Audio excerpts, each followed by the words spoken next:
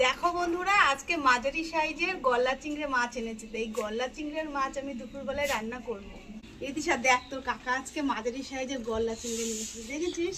এই গলদা চিংড়ি আজকে রান্না করব। চল রীতিশা, আজকে এই গলদা চিংড়ি মাছগুলি জমিয়ে রান্না করব।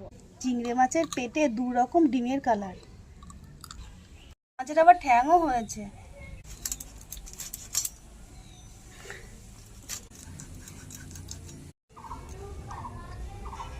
একটা চিংড়ি মাছ কেটে রেডি করে নিয়েছি, ফেলে দেব। চিংড়ি মাছগুলি খোলা ছাড়িয়ে কেটে বেছে নিয়েছি, এবার ধুয়ে নেব।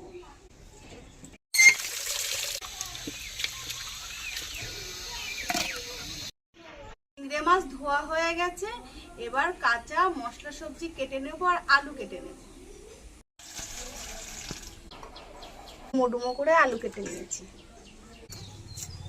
মশলা সবজি সব কাটা হয়ে গেছে, এবার মশলা বেটে নেব।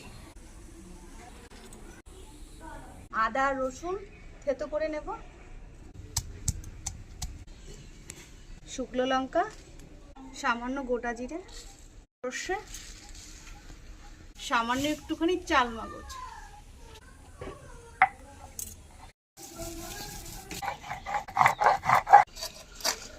এবার উনুন ধরিয়ে রান্না চাপিয়ে দেব। সর্ষের তেল দিয়ে দেবো। আচ্ছা, এবার লবণ হলুদ মাখিয়ে নেবো, হলুদ গুঁড়ো, লবণ। তেল গরম হয়ে গেছে, এবার চিংড়ি মাছগুলি ভেজে নেব।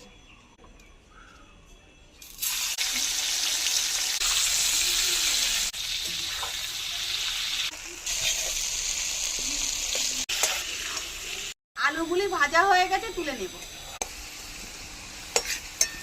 তেলে ফোড়নে দেবো গোটা জিরে, এবার দেবো পেঁয়াজ কুচি করা, স্বাদ মতো লবণ,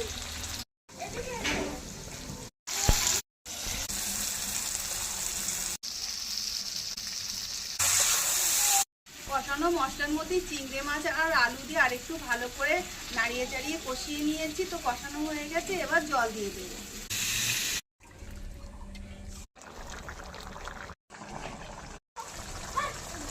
আর ঝোলও গ্রেভি গ্রেভি হয়ে গেছে।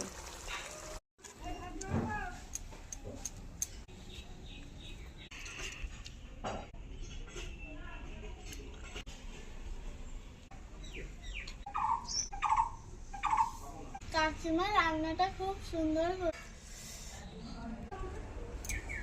সেই স্বাদ।